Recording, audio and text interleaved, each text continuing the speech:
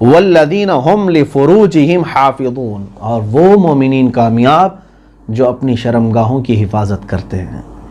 یہ زندگی کا سب سے اہم حصہ ہے ہمارا کہ انسان کی پارسائی، ہماری عفت اسی میں ہے کہ اگر ہم نے اپنی شہوتوں کو کنٹرول کیا اور اپنی شرمگاہوں کی حفاظت کی تو اللہ تعالیٰ کی مدد تمہارے لیے ہمہ وقت ہے۔ سورہ نور، جس میں اللہ تبارک و تعالیٰ نے احکام نازل فرمایا ہے، سورہ نور کی آیات بینات میں، شروع کی آیات میں اللہ رب العزت نے زنا کے متعلق احکام نازل فرمائے۔ الزانیۃ والزانی فاجلدوا کل واحد منہما 100 جلدہ۔ اللہ تعالیٰ فرماتا ہے زانی یا زانیہ دونوں کو 100 کوڑے مارو، قرآن پاک کا حکم ہے۔ اب احادیث کریمہ سے جو احکام ملتے ہیں، یہاں تو صرف کوڑوں کا ذکر ہے، لیکن اگر شادی شدہ ہے تو ان کے لیے سنسار ہے۔ یہ غیر شادی شدہ اگر ہے زنا کرنے والے تو ان کے لیے کوڑے مارنے کا حکم ہے، جو اسلامی سلطنت ہو، اسلامی حکومت ہو۔ اور ایسے نہیں ہے کہ صرف شک پر زنا کی سزا دے دی جائے گی، اس کے لیے بہت سارے احکام ہیں۔ یعنی ان دونوں کو دیکھا ہوا ایسا ہو، 4 گواہ ہوں جنہوں نے سوئی میں دھاگا پروتے ہوئے جس طرح سے دیکھتے ہیں اس طرح سے دیکھا ہو اور وہ گواہی دیں، یا تو پھر انہوں نے اقرار کیا ہو، تب جا کر کے اسلامی سزا کا نفاذ ان کے اوپر ہو سکتا ہے۔ اور ایک بات میں آپ کو بتا دوں، زنا کیا ہے؟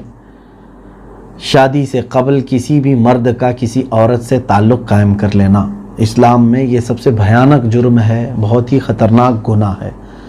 بڑے گناہوں میں، گناہ کبائر میں اس کا شمار ہے۔ اگرچہ دنیا اس کو فیشن سمجھے اور لوگ یہ سمجھیں کہ یہ تو ایک نارمل سی چیز ہے، ہر آدمی اپنا جنسی سکون کیوں نہیں حاصل کرتا جہاں سے چاہے وہاں سے؟ نہیں میرے عزیزو، اللہ تعالیٰ نے ہمیں بنایا ہے اور ہم اسی کے قانون کے مطابق چلیں گے۔ اور سب سے بڑی چیز ہمارے دین میں، اسلام میں، نسب کی حفاظت ہے۔ نسب کی حفاظت سب سے بڑی چیز ہے۔ اگر آپ کا پیدا ہونے والا بچہ مختلف لوگوں کے نطفوں کے شرکت سے آئے تو اس کو کس باپ کا نام دیا جائے گا؟ شادی کا قانون اگر نہ ہو تو کسی بچے کا کوئی باپ ہی نہیں ہوگا۔ جیسے آج بہت سارے یورپین کنٹریز میں اولاد ایسی ہیں جن کو ان کے خود کے باپ کا نام معلوم نہیں، کیونکہ ان کی ماؤں نے عیش کیا ہے، شادی نہیں کیا ہے، اور ان سے جو بچے ہوئے ان کی وہ پرورش بھی کر رہی ہیں، رکھ بھی رہی ہیں، اور گورنمنٹ بھی پال رہی ہے۔ لیکن یہ دنیا کی ایک بہت گری ہوئی ایسی حرکت ہے۔ میں سمجھتا ہوں کہ اگر یہی نظام رہا تو پھر انسانوں میں اور جانوروں میں کوئی فرق نہیں ہے، کہ جانوروں کا بھی کوئی نسب ثابت نہیں رہتا۔ یہاں پر اللہ تبارک و تعالیٰ نے ہمیں جو دین عطا فرمایا ہے، اس میں عورت کی طہارت، پاکیزگی، عفت اور ساتھ ہی ہمارے نسب کی حفاظت، یہ بہت ہی اہم چیزیں ہیں ہمارے پاس۔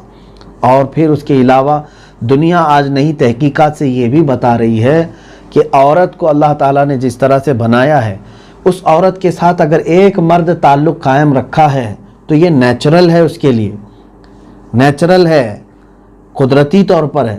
لیکن وہی عورت اگر ایک مرد سے زیادہ لوگوں سے اپنا جنسی تعلق رکھتی ہے تو بیماریوں کے بڑھنے کے اندیشے 90% سے زیادہ ہیں۔ ایڈز جیسی خطرناک بیماریاں انہی عورتوں سے آئیں جنہوں نے اپنے جسم کو کئی مردوں کے لیے سپرد کیا۔ تو جب آپ کو معلوم ہے کہ دنیاوی تحقیقات بھی یہ بتا رہی ہیں تو اللہ تعالیٰ نے ہمیں اس طرح کی ہولناکیوں سے بچانے کے لیے یہ نظام رکھا ہے۔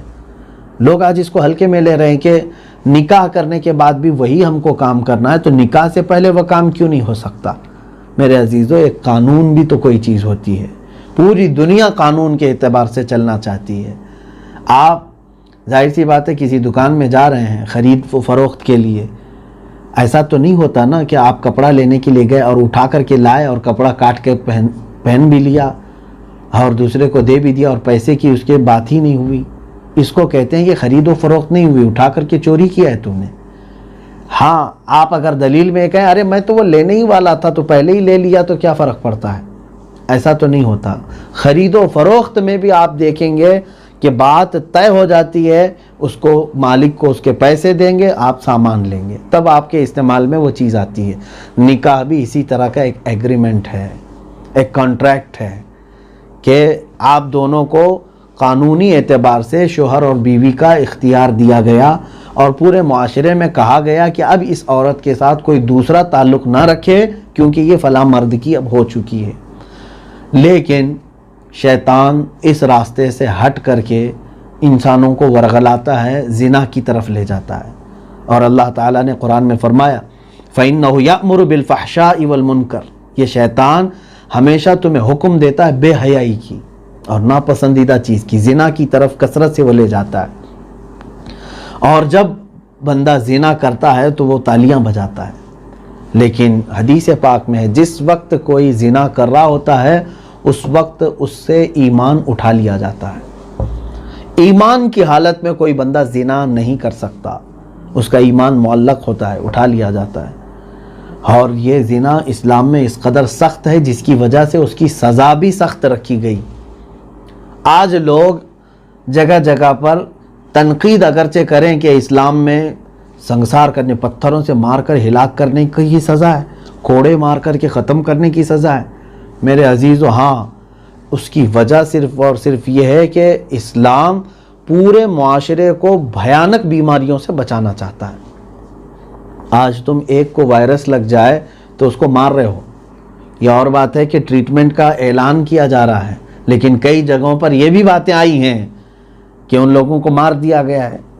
کچھ کنٹریز کی ایسی باتیں آئی ہیں. کیوں؟ تاکہ یہ دوسروں کو نہ پھیلے. زنا کا وائرس بھی ایسا ہے کہ وہ معاشرے میں رہتے رہتے کئی لوگوں کو اپنے چنگل میں لے لیتا ہے.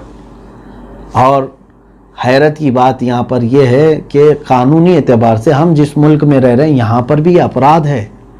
ایک مرد کسی عورت کے ساتھ چھیڑ خانی کرے, جرم ہے کہ نہیں؟ بغیر اس کی رضا کے جا کر کے اس کے ساتھ خلط ملط کر لیا, اس کے ساتھ تعلق قائم کیا, یہ بھی یہاں پر قانونی جرم ہے. ریپ کا کیس لگے گا اس کے اوپر. لیکن ساتھ میں اگر آپ دوسرا رخ دیکھیں تصویر کا, یہی گورنمنٹ ہے اور یہی قانون ہے. کسی عورت کو یہ چاہے تو لائسنس دے سکتی ہے کہ تو اپنا جسم جتنے چاہے ان کو دے سکتی ہے, یا تو پھر رضامندی ہے دونوں کی تو قانون کہتا ہے کہ کوئی مسئلہ نہیں ہے انہوں نے. اس طرح کا اسلام قانون نہیں لایا. اسلام نے قانون زنا کے متعلق چاہے جبر کے ساتھ کرے چاہے رضا کے ساتھ کرے, دونوں بھی یہ گناہ ہے. کیا ایسا ہو سکتا ہے کہ زبردستی کرنے سے اس کو بیماری آتی ہے اور خوشی سے کریں گے تو بیماری نہیں آئے گی؟ ایسا تو نہیں. ایک عورت کے ساتھ اگر کئی مردوں نے خوشی کے ساتھ کیا تو بھی بیماری آنے کے اندیشے ہیں, اور زنا بالجبر کیا ہے تب بھی اس کے ہلاک ہونے کے اندیشے ہیں. اور اسلام تمہاری جان اور تمہارے جسم کی حفاظت چاہتا ہے, جس کی وجہ سے اس پر پابندی لگائی گئی ہے زنا پر. میں یہ ان لوگوں کو بتا رہا ہوں جو اپنے آپ کو سیکولر کہہ کر کے اسلام پر تنقید کرتے ہیں. اگر ان کی بچیوں کے ساتھ ریپ ہو جائے تب بھی یہ اعلان یہی کریں گے, اسلامی سزا دے دو اس کو جو میری بچی کے ساتھ ایسا کیا ہے. اگر ان سے پوچھا جائے ریپسٹ پکڑا گیا ہے, کیا کریں آپ کی بچی کے ساتھ جس نے ایسا کیا تھا, وہ تو کہیں گے جلا دو اس کو, مار دو, میرے سامنے قتل کرو. کیوں؟ انتقام کی آگ تمہارے جسم کے اندر بھڑکی ہوئی ہے. تمہاری بیٹی کے ساتھ اگر کچھ ہوا تو تم یہی مطالبہ کرتے ہو. اور اسلام پوری دنیا کی ہر خاتون کو اپنی بیٹی کا احساس دیتا ہے. کسی بھی عورت کے ساتھ زنا جائز نہیں.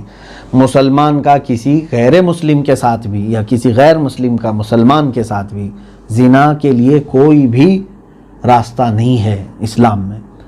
اگر مرد اپنی خواہش پوری کرنا چاہتا ہے تو اسے صحیح طریقہ دیا گیا ہے کہ نکاح کرے کسی ایک عورت کے ساتھ, اس کے ساتھ زندگی گزارے. ایک سے نہیں ہو سکتا تو دو کے ساتھ کر لے, دو کے ساتھ زندگی بسر کرے. تمہیں 4 تک کی اجازت اسلام نے دے رکھی ہے. پھر یہاں سے خواہشات کا دروازہ کھول کر کے اگر یہ ہر جگہ اپنے عیب کے دھبے لگانا چاہتا ہے تو پھر اس کی لگام پکڑی جائے گی. اسلام اس بات کی اجازت نہیں دیتا. تو زنا کے احکام بہت سخت ہیں. اسی سورہ نور کی شروع کی آیتوں میں اللہ تعالیٰ نے فرمایا, اور حضور اکرم صلی اللہ تعالیٰ علیہ وسلم کے زمانے میں سزائیں دی بھی گئی ہیں زنا جن سے سرزد ہو گیا ان کو سزائیں دی گئی ہیں، سنگسار بھی کیا گیا ہے، کوڑے بھی لگائے گئے ہیں۔ اس کا اثر یہ ہوتا تھا کہ پورے معاشرے میں وہ سزا دیکھ کر کے لوگ دہل جاتے تھے، کسی کی ہمت نہیں ہوتی تھی کہ اس گناہ کی طرف جائیں، حتیٰ کہ نظروں کے زنا سے بھی لوگ بچ جاتے تھے خوف کی وجہ سے۔ آج قانون اتنا سخت ہو تو آپ دیکھیں اس طرح کے بھیانک جرائم نہیں ہوں گے۔ آج جس طرح ہماری بچیاں سیف نہیں ہیں، باہر نکلنے کے بعد کیا ہوتا ہے پتہ نہیں۔ ہندوستان میں تو خاص طور پر ریپ کے کیسز روزانہ رجسٹر ہوتے ہیں، روزانہ ہوتے ہیں۔ کیا آپ نہیں دیکھتے نیوز؟ 8 سال کی بچیوں کے ساتھ، 10 سال کی، 15 سال کی بچیاں، نابالغ بچیوں کے ساتھ بھی یہ ریپ کے کیسز۔ پوری دنیا نے ایڑی چوٹی کا زور لگایا ہے ہمارے تمام ماحول کو، ہماری آئیڈینٹیٹی کو، اسلامی کلچر کو پورے طور پر ختم کرنے کے لیے۔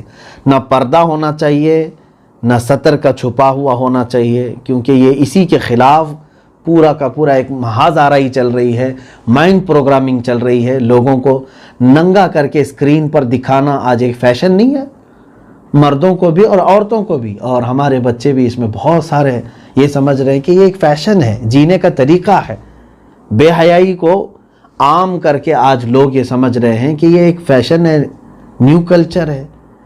یہیں پہ اللہ نے فرمایا جو بے حیائی سے نہیں بچ سکا تو پھر تم سمجھ لو تم کامیابی کی طرف آ بھی نہیں سکو گے۔ اللہ کی مدد جن مومنوں کے لیے ہے اس میں اللہ نے یہ فرمایا جنہوں نے بے حیائی سے اپنے آپ کو روکا ہے۔ مومنین کے لیے نہیں ہے یہ سب کلچر جو آج رواج دیے جا رہے ہیں۔ اور اس کے علاوہ معاذ اللہ رب العالمین دیکھنا قیامت کے قریب اب زنا کا عروج اتنا زیادہ ہوگا۔ میرے آقا صلی اللہ علیہ وسلم نے فرمایا تم لوگوں کو دیکھو گے کہ ایسے زنا کریں گے جیسے جانور راستوں پر جوڑا کھاتے ہیں۔ جانوروں کو کوئی تمیز نہیں، ان کا پاس عقل بھی نہیں ہے، تو وہ جہاں پائے اپنی مادہ کے ساتھ شریک ہو جاتے ہیں۔ تو انسانوں کے اندر بھی یہ کیفیت آ جائے گی، اور یہ مغربی ممالک آج اس چیز میں ملوث ہو چکے ہیں۔ ان کے ہاں سر عام عورتوں کو باہوں میں لے کر بیٹھنا اور ان کے ساتھ غلیظ حرکتیں کرنا یہ کوئی معیوب بات نہیں ہے۔ سڑکوں پر، پارک میں، بیچ پر، اور نہ جانے کیسے ایسے علاقے خاص کر دیے گئے ہیں جہاں عریانیت کے ساتھ یہ سارے کام جیسے جنگل میں جانوروں کے ساتھ ہوتے ہیں اسی طرح سے انسانوں کے ساتھ ہو رہے ہیں۔ تو کیا آپ سب مومنین و مومنات بھی اس کلچر کو ایڈاپٹ کرو گے؟ اور جس دن تمہارے اندر یہ بے حیائی آئی، یہ کلچر آیا، اللہ تبارک و تعالیٰ کا غضب بھی تمہارے ساتھ ہوگا۔ مدد کی کوئی وہ سوچنا بھی نہیں، اور نہ ہی کامیابی ہے تمہارے لیے۔